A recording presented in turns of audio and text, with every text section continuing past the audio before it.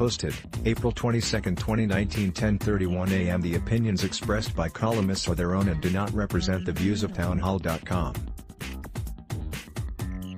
In his new budget for 2020, President Trump asked for $750 billion for defense.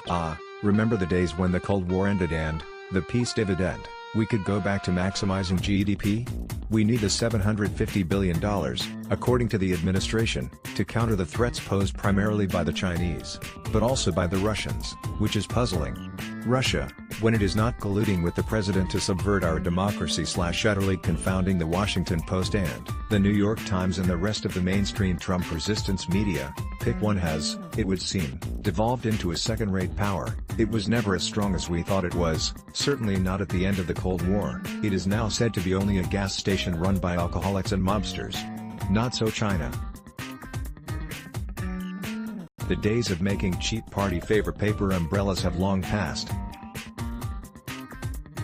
It has now gained or is about to gain military parity with the United States. That is a problem.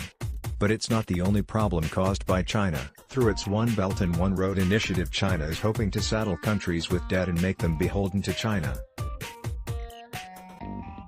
China is already big in Venezuela. A few weeks ago, China's President Xi Jinping visited Italy on a tour that China hopes will lock other G7 nations into its economic embrace as well.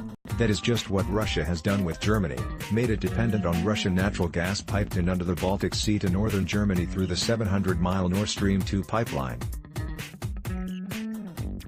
Germany's agreement with Russia has been criticized for years, by US administrations as well as European countries. Trump originally blasted the Germans, who have just announced, almost proudly, that they will fall significantly short of NATO's defense spending goals again, for becoming dependent on Russian gas at the same time they, and the rest of Europe, wanted the US to continue its major support of NATO, which was designed specifically to counter threats from Russia. Recently, however, and strangely, Trump has softened his position on Germany's linking up to Nord Stream 2.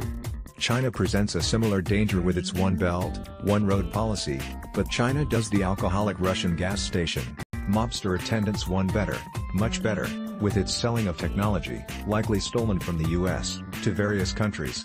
The Chinese company Huawei, has become a leader in G5, the next wave of information technology. It is busy selling its technology to any country that will buy it. The US concern is that the technology may pose a national security risk. The Chinese may have built backdoors into the software that would give them the ability to spy on any country using it, and especially on that country's military. But some of those countries don't take that threat seriously. They think the US is just pushing for its own economic advantage. What to do?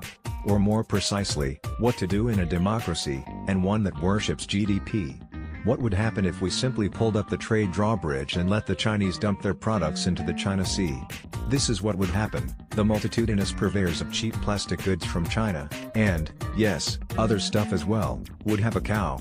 Bad for the environment. In 2018, the US trade deficit in goods with China was $419 billion, imports from China were $540 billion, exports to China were only $120 billion. That means that a trade war hurts the Chinese far more than it hurts the US, and parents and taxpayers, at least those who could take time out from buying more plastic, might ask, why are we spending gazillions of dollars on military hardware to counter a military threat from the Chinese at the same time we're trading with them and making them rich enough to buy military hardware?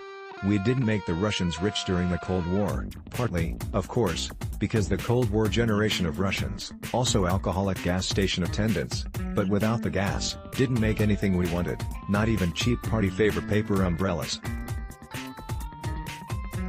But we also didn't build factories there and give them access to our technology.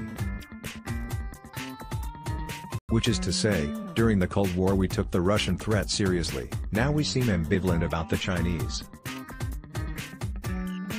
There's probably a Chinese proverb that covers this situation, something like, the greatest victory is the battle not fought.